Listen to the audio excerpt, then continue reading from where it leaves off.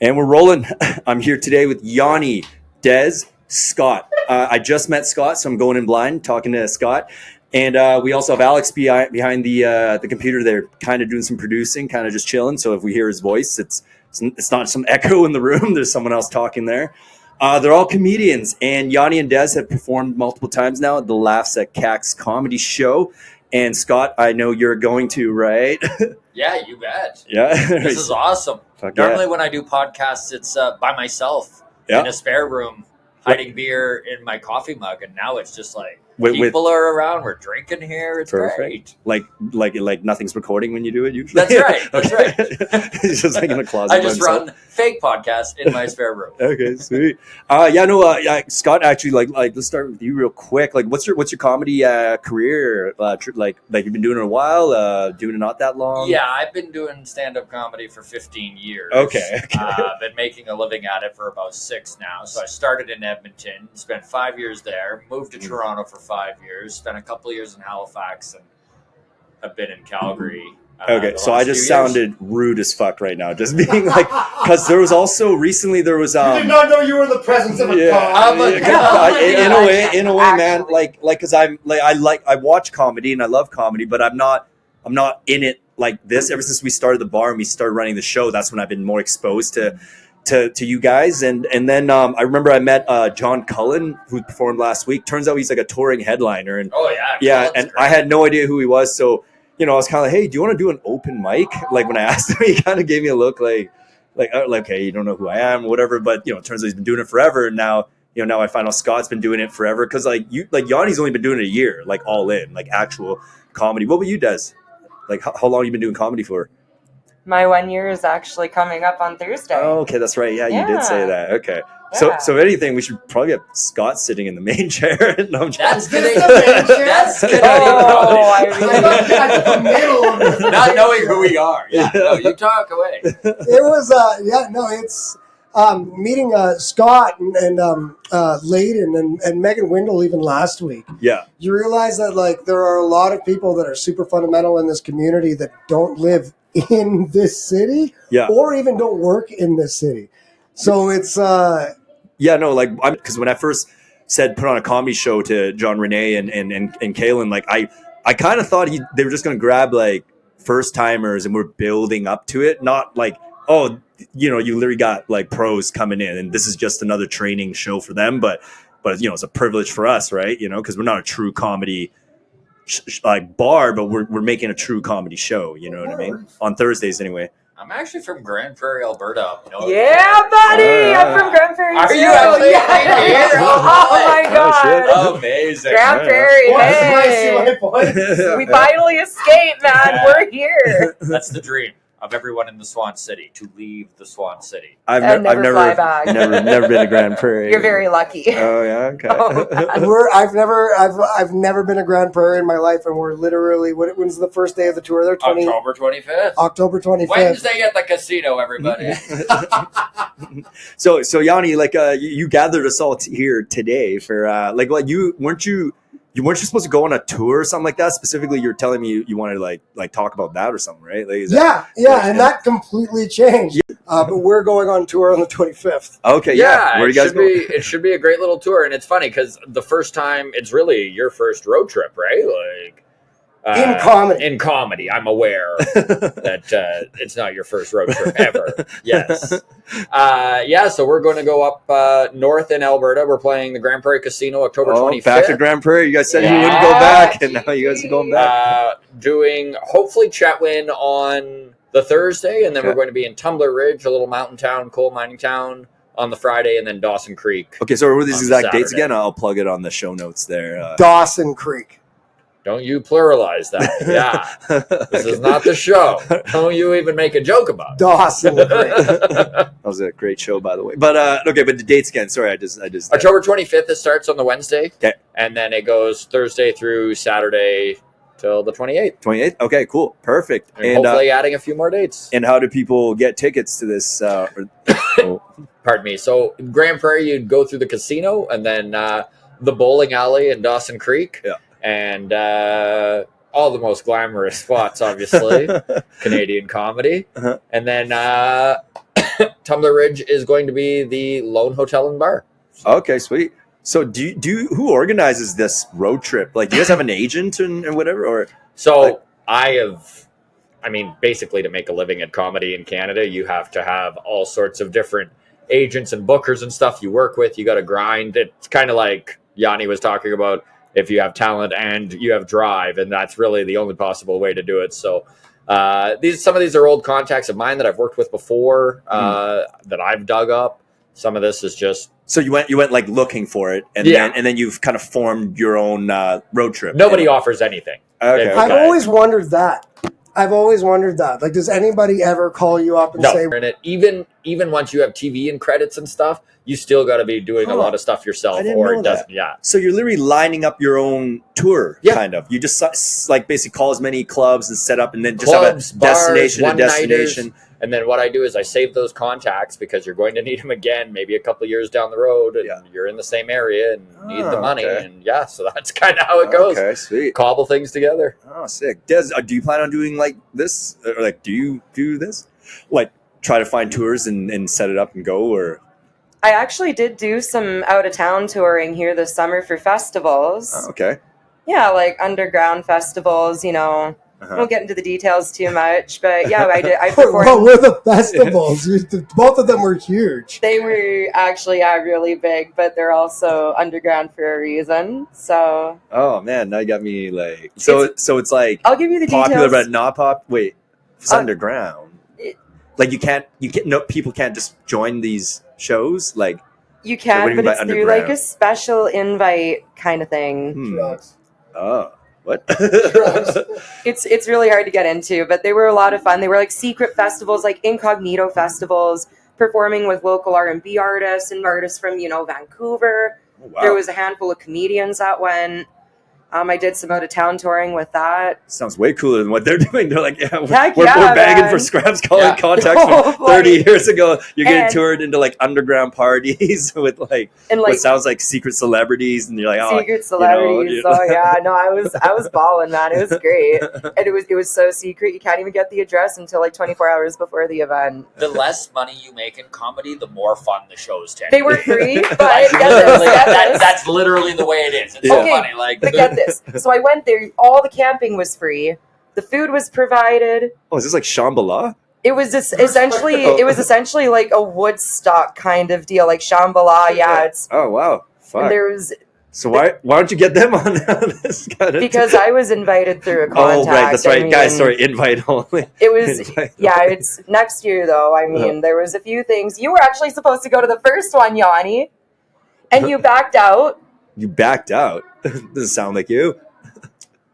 What? Okay, yeah. Okay. Listen to this story. Shall we all get comfortable again? Yes, for another 20 minutes. Yeah, which I don't mind, bro. It just sounded like people were going to do more mushrooms than comedy. Oh, okay. I love the way you work, Yianni, because you are kind of like your reverse Instagram. Why show a picture when you can just say 1,000 words? Okay, all right. By the way, the first 20 minutes of this, I hope is edited.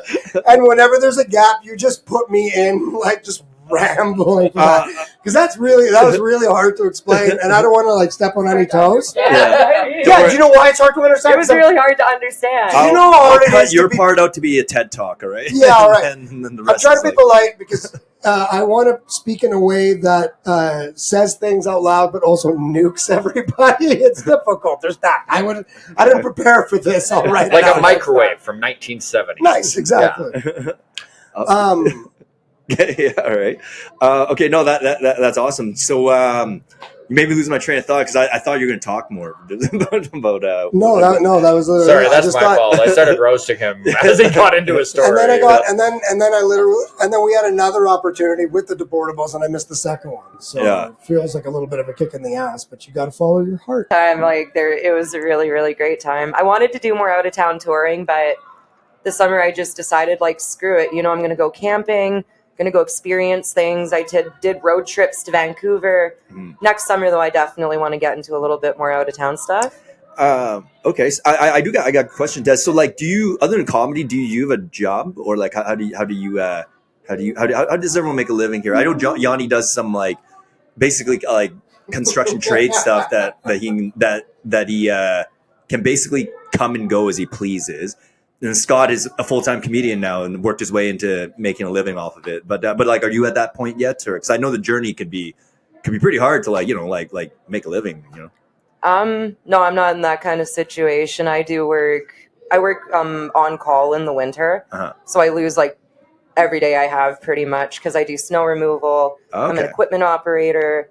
I kind of do a little bit of everything at work. I'm a jack of all trades, and I've been with the same company for 5 years. I have a little bit more leeway if I need time off, but I work a regular 40, so it's really, really. Oh, okay. So you're 9 to 5, like 40 hours a week, Monday to Friday. Yeah, Okay. I mean a little earlier than that, but yeah, it's essentially that. And then if it snows, I got my weekends that I have to work, and then. Mm-hmm. Man, so then your days are pretty full. Hey, you work all day and do comedy at night, and then it's like that's a full plate basically. It is, yeah. And during the summer, I took a hiatus because I was working so much and doing so much comedy in the winter. It's like, no, you know what? Screw it. Go take some time for yourself. It can burn you out. Yeah. It can burn you out. It really can, especially if you have other focuses besides just, comedy. Like you have to make a mortgage, you have a dog, you have sick relatives, you have other commitments, right? Yeah. But what were you, Scott? Like, how did you take us through your origin story here? Well, honestly, this is a great place for me to plug something. So basically, I was a road comic for years before I started to. Did you ever open for some people big? Oh, I opened for some really big comics. Name drop. So I started at my first club. My home club is the Comic Strip in West Edmonton Mall, and shout out to them and Dino there who runs the place because it's literally fostered so many comedy careers in this country, mine included. Like I've opened for guys like Bert Kreischer, oh nice, Tom Green, sick. John Doerr. Like honestly, some really big names that at the time. What's really funny too is at the time I was like 3 years into comedy and I didn't really recognize what a kind of gift I was being given as like a brand new comic to open for these like top end American headliners that just rarely come to Canada to begin with. Like the Comic Strip is a showcase club that's one of the best in the country. So how does that get set up then? Like, because it's like you're not calling Tom Green to be like, hey, Tom Green, let me open for you. Bourbon Street on West Edmonton Mall. Yeah, so it's all run through the club. And basically you've got to get passed at the club. Yeah. And so, you start doing more shows and closing shows on their amateur nights. Yeah. And then you get bumped up to, they call it middle. So you're kind of between the MC and the headliner and you're going up and you're doing 15, 20 minutes. And then once you're good enough to do that, you graduate to MC and then you're making more money. Okay. And so that's kind of how the club system works. Oh, see, I didn't even know all that. Like it's like I didn't know that, and I love learning all this. So there's literally like a system to this. Mm-hmm. It's not random. Like because I like as a layman, I always just when I watch comedy, I was even telling Kaylin the other day, like I was so naive, I didn't realize you guys practiced the same jokes in different spots. I kept thinking it's like, oh, they have a new bit every night, but now I'm like privy to it. I'm like, that totally makes sense. Like no human can come up with like a whole set 7 days a week, 352 weeks in a year. Like that'd be kind of like, and have it be just as awesome or whatever. I just got to say something quickly because I've always had this as I heard this as an explanation once about comedy, and it applies so true to this right now. And then you guys can continue. But comedy is like Russian nesting dolls. Literally, you move up and you get, into the more like precise. Condense. You do. Like you start off. That doll is like the big doll that turns into the small doll? Yeah. Okay. And you're working to get to the center. That's such a great metaphor, by the way, for a joke. It's like, right? With this big, bulky doll. And then if you're doing it right, by the end, it gets precise. This nice little doll at the end that it just works every time. And I can't remember who told me that. It was at like my second or third comedy show. Because when I got into comedy, I first wanted, I knew I wanted to do it. I wanted to host. I wanted to, eventually get there. Yeah. And I can't remember for the life of me. I don't even know if it was a comic or if it was an audience member. But that always stuck with me. And it's perfect. And it makes so much sense. So Scott, it was like then it was a real honor then when they said to you like, "Hey, you're opening for Tom Green." You're like, but again, you said so you didn't, exciting. you didn't even recognize it. My God, especially Tom Green. I mean, he basically started Jackass before Jackass became a thing. Like, he was everyone's hero if you grew up in the '90s as a Canadian kid. So it was a big deal. Was he Daddy, would you like some like that? You know what was really interesting when I opened for Tom Green? He had literally just started stand-up and he had hired a writer to write his set. And so he was still very funny and, he would do certain things, but he was. So he wasn't super famous yet then? Well, no, he was super famous. Oh, that's where you landed? But he Did never. Just out Tom Green. No, he just. Drinking his own set. Well, I mean, I'm sure he does now, but there was just, like he didn't hide from it. He was just like, even when he started, I remember him being like, yeah, I know that you have done comedy longer than I have. And I was like 3 years in and I was like, this is weird. Obviously, he's comfortable on stage, and there's a lot of the mechanics. And in American Pie, there's like a lot of mechanics to comedy that he had down besides just writing a set. Right? Yeah, he looks comfortable on stage. Oh, of course he is. Like he was, fuck man, what movie was that in? That was it Road Trip? No. Was it? I thought was it American Pie? Road Trip, Euro Trip. He was in. There's one Road movie. Trip. No. Yeah, wait. Where they got to go get the tape. Because he sent the wrong tape to his girlfriend. That's Road Trip. That's it. That was Road Trip. Not American Pie. Okay, I got to rewatch that movie. I remember I was crying, laughing. What are we looking here? Ford Taurus, 1,200 pounds. We can do this. I remember that scene where the park rangers like taking pictures of like what they think was the crime scene for the homicide, but it was just because they crashed their car, and then the dad was there, and he's just like looks to me like someone someone got raped and pissed himself here, and then like he's like looks at him like, hey, that could be my son. He's like, I'm just saying, like, just the way he did. I'm just reading the evidence, sir. Or whatever. I'm just reading the evidence. I might have to blur that part out. Is he must not be that much older than us. Tom Green. He's probably pushing 50. Yeah, Tom Green's old, man. Like, wait. Yeah, no, you're. Are we thinking of the same person? Yeah. Yeah, he's way older than you think he is. I don't know him personally, so I thought I would. Actually, he's on the show. Does anybody here watch Amazon Prime? We all have it probably, yeah. And so there's a show on there called Last One Laughing. Yeah, I saw that. And he's on it, and he is such a legend on it. Like the cheese sandwich thing, it gets me every freaking time, man. I can't even see sandwiches without thinking about it. So Dezz is my producer.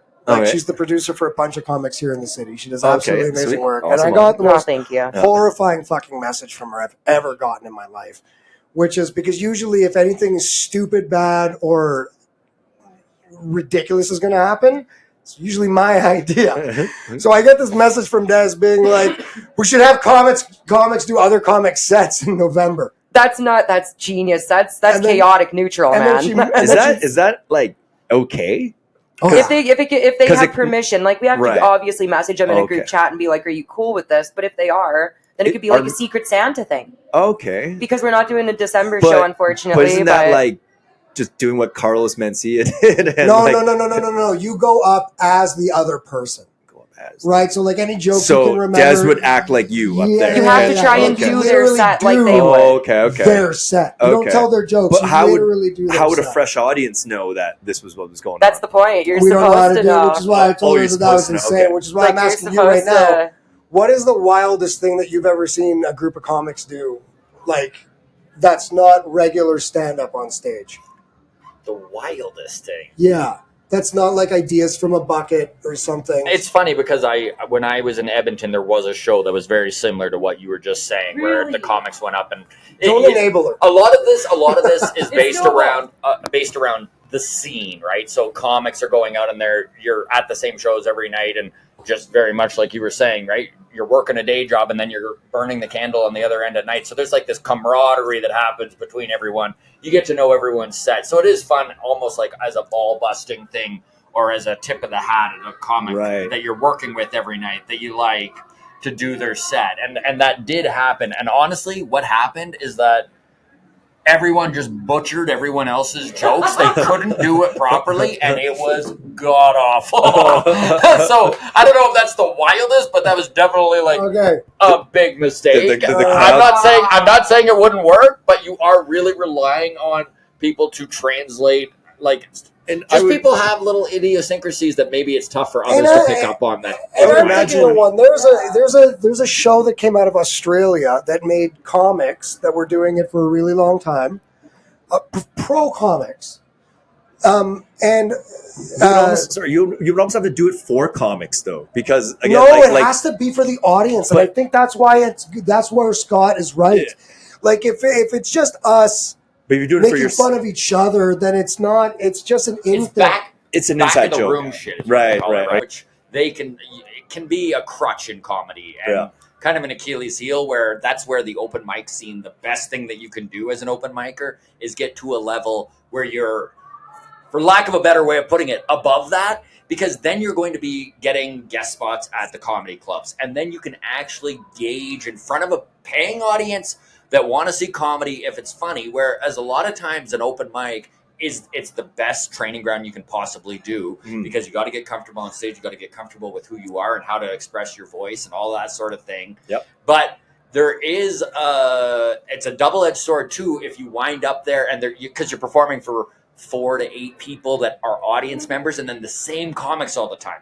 So you can fall into this crutch where you get addicted to making the comics laugh, because there's as many or more of them there than the audience. In a room of 10 people, 7 of them are comics at an open mic, essentially. But that doesn't build your set. That's right? true. Yeah, that's true. And that's not the real litmus test, if you will. If you're getting laughs from comics after doing the same set 10 times, and you're not getting laughs from anyone else, it's a sympathy laugh. It's a filler, essentially, and everyone dreads it, but you're going to get it. I never realized, that word sympathy laugh, because, I didn't realize it, but, no, I definitely was giving a few of those, but it's not because they're not funny. It's just because, the timing of the room or whatever, maybe the ambiance wasn't there. No one else was laughing. But I knew. Let's be real. Sorry? No one else is laughing, so. Yeah, but I could see where it would have went almost, right? That's where, but you're right. There is a bit of a sympathy laugh. Okay, so that's polite heckling. Oh, that is. So I'm generally laughing. Have you ever done comedy outside of this country? Yeah. Where? I have performed at the Seattle International Comedy Competition. I've performed a few times in the U.S. And one time I went to an open mic in Mexico just for fun. And it was actually great. It was a lot of fun. You just kill the room. But it was just, I was too drunk. The amount of times where I get off stage and I'm like, oh, I was so on, man, I was feeling it. And then I listened back and I was like, oh, I was just drunk. Yeah. I had a blast, but I don't know about the audience. I read this thing that horrified me about heckling in different countries. Yeah. Right? And it's what are the rules in each country? Yeah, so you're sitting there being you feel that awkward silence and you're sitting there and you're like... Yeah. I mean... We're in Britain, they'll literally be like, you're doing great! Yeah. That's usually your mom at our shows, though. My mom is the worst fucking heckler ever. She doesn't understand society. Yeah. But over positivity can be just as bad as someone who literally was like, bro. But as a fan, if it's comedy night, I'm already in a comedy mood. So sometimes you will get that over the top. Let them die. What? Okay. Let them die.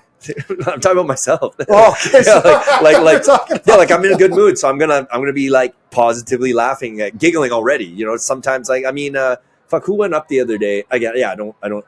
They just went up, and I was already like, this is gonna be good. Just strictly because of I don't know. It's how often during my week is someone about to get up, and I'm like, it's not like I'm saying laugh, make me laugh, clown, but it's just kind of I already know this is gonna be good.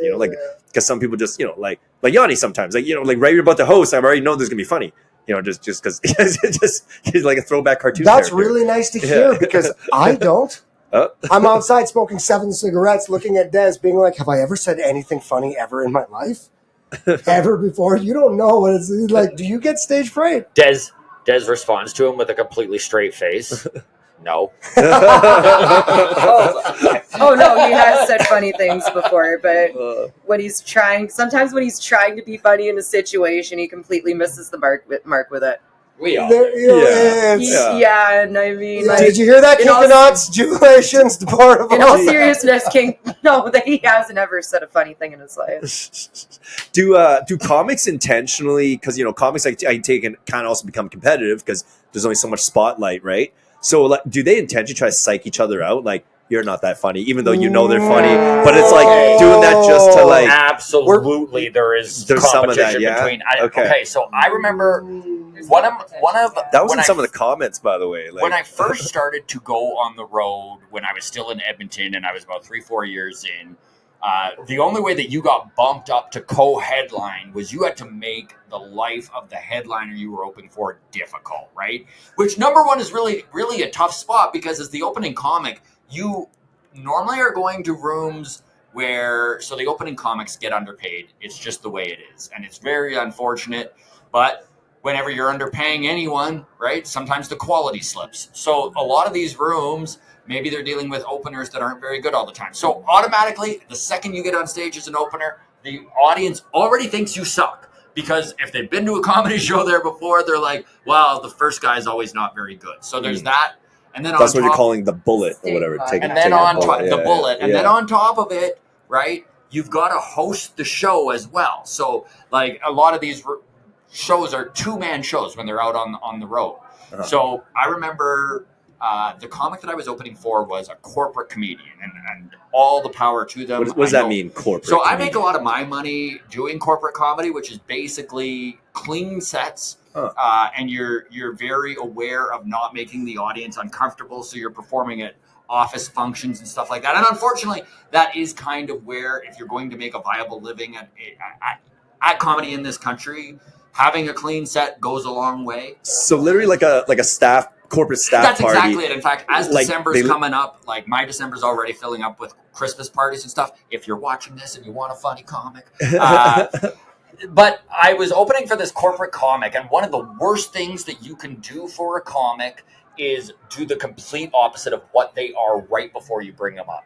So I literally did my dirtiest joke, right? I was talking about finger banging and thumbs deep and all this stuff that, like, obviously way off the realm of clean comedy. Yeah. And I was getting these huge pops, and it took him like 15 minutes to dig himself out of it. I mean, he's a pro. He was killing by the end. It's not like I buried him or anything, but I did make life difficult on him. And afterwards, he was like, man, that was such a shit move. Like, he knew right away what I did, right? Like, because he was not in giving me heck, but just like in, kid, I know what you just did there. Like, don't think that you're like, you know? And I was like, okay, like, I get it. Did that get done back to you? All the time. Like, now that I'm headlining, of course, it's up to the opener to not try to bury you, right? Because it is about the whole show. And if you're just being, it's almost selfish as an opener to try and mess the headliner up too much, right? Yeah.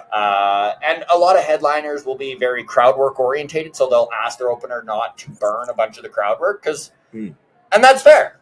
You know, you spend your whole career building up whatever kind of comedy you do. I think that you should, as a pro, 15 years in, be able to be like, go to your opener who's 3 years in and be like, do whatever you want, but if you can at least the last 5 minutes not talk to the audience and bring me on as a joke teller. Yeah.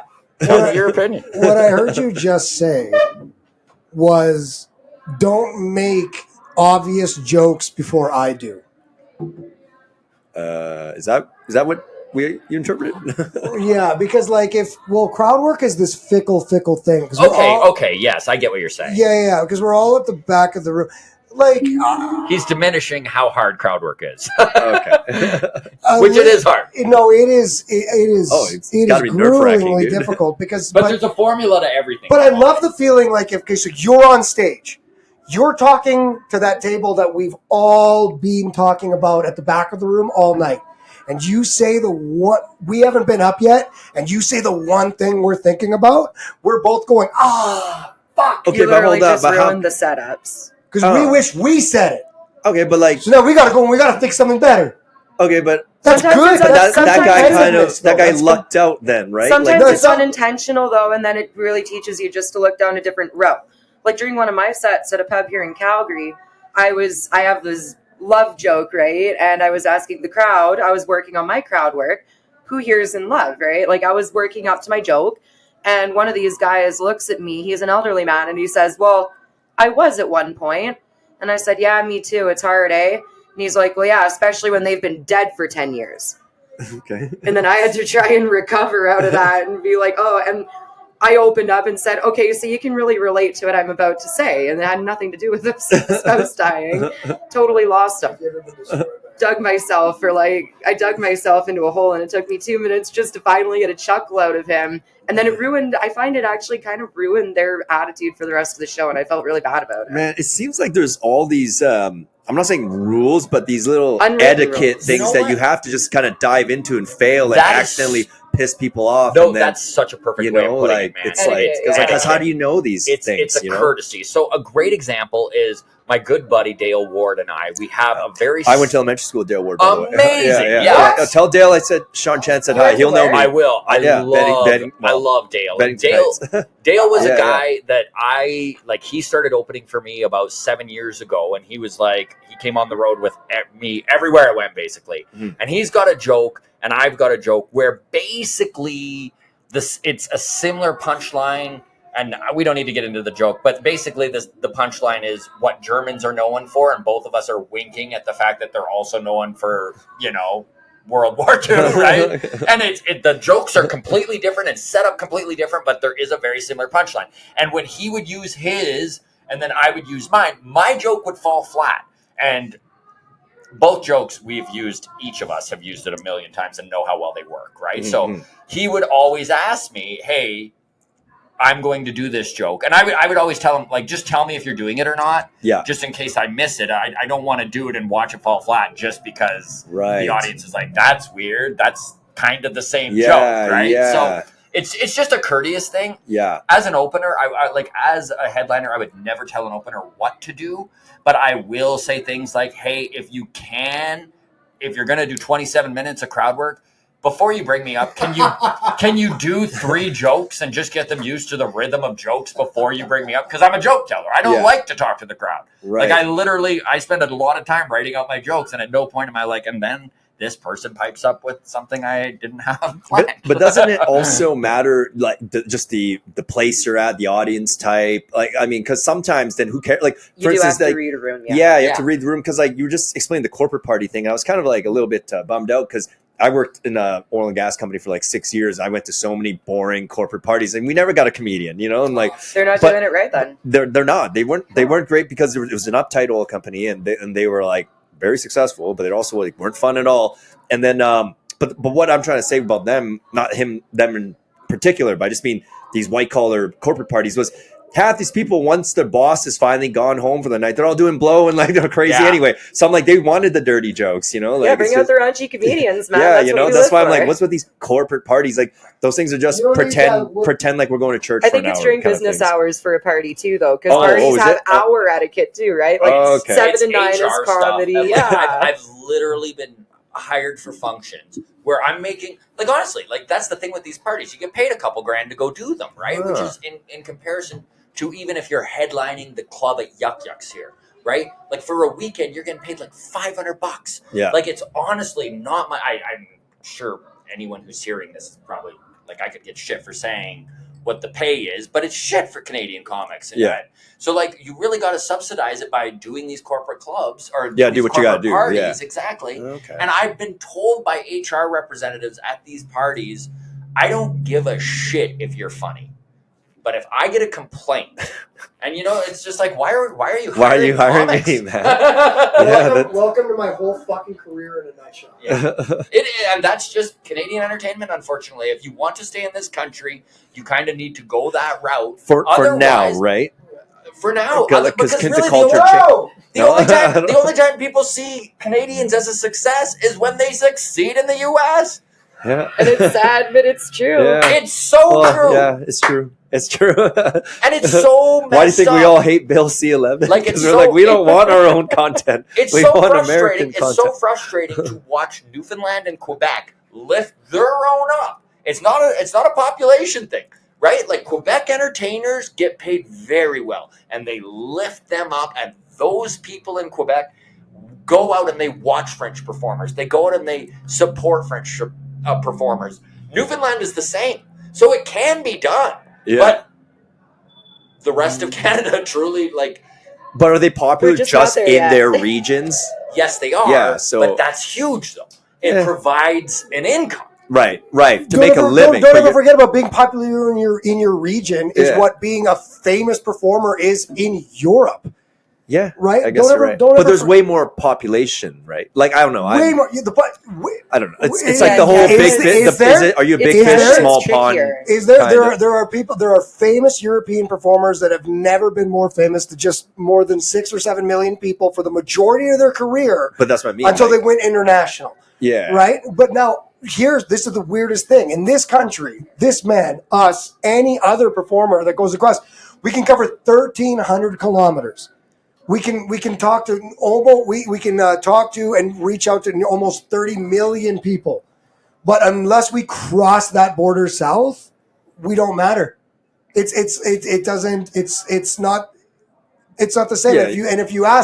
If you ask a club, be like, dude, I'm worth $1,500, $2,000. Like, this is how I pay my rent. And I'm always touring. They're just going to be like, And it's not a talent thing because, listen, I went and I performed in 2014. here's the talent versus drive thing. Please edit that. I performed at the 2014 Seattle International Comedy Competition. It is one of the biggest competitions in the world for comedy. And the 32 people that are chosen, it's high-end comics. I was very lucky to be selected as one of the few people from Canada to go do it. And in my round, so I finished 8 out of 16, so I finished in the middle, and I totally was nervous the first time and blew the first night. But in my round, the guy who won it had just done it. He had filmed his Conan the week before. The guy who finished fourth... Sorry, like TV Conan? Like TV Conan late night spot. And the guy who finished fifth had just finished finishing third in Last Comic Standing. And I was just like blown away that as this Canadian comic out of frickin' Edmonton, I was literally right there with them. I didn't feel overmatched. I didn't feel overdone. And the guy, my good friend Sonny Dollywall was there as well, and he's one of touring headlining comic in Canada, and he as well did very well there. And it's just like the talent is there in Canada. It's just the gatekeeping here is so much politics, smaller, if you will, right? Because there's so few the politics are poor. opportunities. It's just gatekeeping. There's just so few opportunities that it's gatekeeping it very heavily. And so this is where, like, it took me so long to, I'm just going off now, but it took me so long to make a living at this because you spend so long developing a set and getting something worth selling. And then you're like, oh shit, no one's going to sell this for me. There isn't any place to play this stuff unless I go get it myself. And then you need to learn the business side of stuff and how to sell your set and how to manage a website and how to cut video and how to do all this stuff because there isn't infrastructure in Canada for this sort of thing. So like when I finally started making an actual living at it, it's because I figured out, yes, you need to submit your shit to XM Sirius and get paid off royalties. Yes, you have to have content on the side. Like, by the way, this is a great place for me to plug this, but I run the Walk Off podcast, which is a top 10 baseball podcast in all of Canada. We finished number 1 in Canada for baseball podcast in March. Guys, why don't you tell me one of his accolades? You didn't tell me I'm talking to a touring headliner, a fellow podcaster, Dale Ward's best friend, I guess. I'm doing what everyone else in Calgary does. I'm trying to hide the actual talent so that I can look good for myself.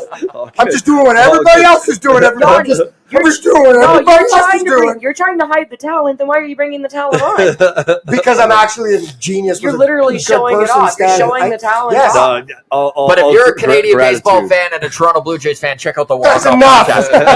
Has anyone ever actually told you have a really awesome announcer's voice? You could do TV baseball. A little secret here. I worked in radio for 10 years before doing comedy. Shit. Okay. Fuck. Yeah. You are kidding me. Yeah. Oh, this guy has done it all. Yeah. No. It sounds great. Sounds great. I worked at Son FM in Grande Prairie. 97.7 and 97.7. Oh yeah. my God, Okay. yes. And when it flipped to rock, I was on there too. So. We're just going to spend the rest of this podcast talking about Grande Prairie. I now pronounce you man. We've been trying to work in city and do our own thing. And by the way, our first. While I look this up really quick, can you tell people about your late show, how it works and stuff, and then I'll let you know the date. Well, yeah, we actually had a show back a couple of months ago. We've had a little bit of success, ups and downs with starting up a weekly show on Tuesdays. And I actually, host and produce a late show for the Tuesday show. And it's literally, we were talking earlier, like corporate clean and getting raunchy. There's no such thing as corporate clean on this show, my guy. I mean, where do you see this show? So right now it's going to be November 21st. It's going to be in the southwest of Calgary. Okay. We're waiting between two venues to see which one finalizes us. But November 21st is going to be our first night. And the goal is every week, or like it's a weekly show. Okay. Every single week, I run an early show that has 6 comics and a headliner, and then once that show is done, we notify the entire crowd that things are about to change. It's 18 plus. Okay. And it's like, it's funny. I would consider it an R rating. Like, it's not 18 plus. One venue that we performed at, though, we had this show at a venue here back a few months ago, and actually the dad loved the show so much, he brought his kid. And she was 14 years old, but he was like, yeah, I give her full permission to stay. And I'm pretty sure we matured that little girl like 7 years. He's either like a good dad or a terrible dad. It's always a great time. Yeah. She was on her phone most of the time. Okay. But we do, we try, Brett Forte and a bunch of these other guys in Alberta, they have these events where it's like, give us your phone. Yeah, like your phone goes in a Ziploc bag. What? That's what Rogan does, I think, on his shows. And it goes to servers because you can't trust anybody anymore. Yeah. Every single fucking loser without a personality is out there with their phone. Yeah. Trying to figure out like what they can get on their fucking camera so they can be popular that day. Yeah. And it's really difficult for some. There are people out there that the things that come out of their mouth, they should immediately be debated. Like, why do you think that? No. But if you have other individuals out here that are using comedy as a platform to change the world, and you're getting mad because your brain couldn't compute thinking about how someone else thought, then how do we get here from a Tuesday show? Yeah. I just wish somebody would censor you. I wish it would happen as well. Yeah. It's not happening here. I wish I had a censor. I want a guy in a suit. Do I have to give you the light, Yianni? Do I have to light you now? Your final minute. So, actually, I'm giving all the light here. So we literally in our show it ends with a place where if there are comics that want to go and take risks, that isn't hate speech or like but you're talking about just like whatever. No cancel culture. Hate speech, speak what you want. And real racism, it doesn't belong anywhere. Yeah, but where's there are gray areas. My show is not. No, let's not say that. My show is not promoting hate speech. Just so everybody but knows. You're saying, never hate speech. It is pushing there's the no, envelope. There's a lot of gray area. It gets controversial sometimes, but you know what? I'm one of those people. I believe that comedy should be controversial. This idea, because I've got this bit I'm working on about how great cancel culture is, and I have been struggling to find a stage to talk about it on. Okay, please, anytime love you cancel want culture, dude. Can't wait for more cancel culture. Sorry, I brought up John earlier, but do you know John Cullen? Because he has a podcast called John Cullen. Yeah, it's called The Blocked Party. It's literally about being blocked. That's a good name for a podcast. Anything can be funny. Oh, dude, I love laughing. It's how you approach things. Yeah. Well, let's just be honest. Like when you're hanging out with your friends late at night drinking and probably doing blow back in the day, it's like those jokes are like some of the best jokes or whatever, right? Yeah. You know, it's like so just telling those ones, I guess, right? Like, but and perfecting speak what it. you want, and you'll be surprised how many people actually agree with you. Yeah, that's literally what I was going to say. You'd be shocked at how much everyone is thinking the exact same thing. You just need to say it out loud, and then if it goes a little bit too far, rein it back. That's what adulthood is about, right? Being a person and a human on this planet is about like all of us seeing how we feel, but finding out how it's going to work for everybody. And if you're up in northern Alberta and want to catch Yianni and I, we are in Grande Prairie at the casino there October 25th. More dates to come, more info to come. Yeah, and I'll have this pod out long before like promoting it. Yeah, Grand You do gotta give me a few days to edit these things. Maybe we can but... even convince you to have us back in a few weeks. Oh, dude, come on! Like you come on anytime. You're like you. Yeah, exactly. Okay, have a good night, everyone. Okay, bye. Cheers. Bye.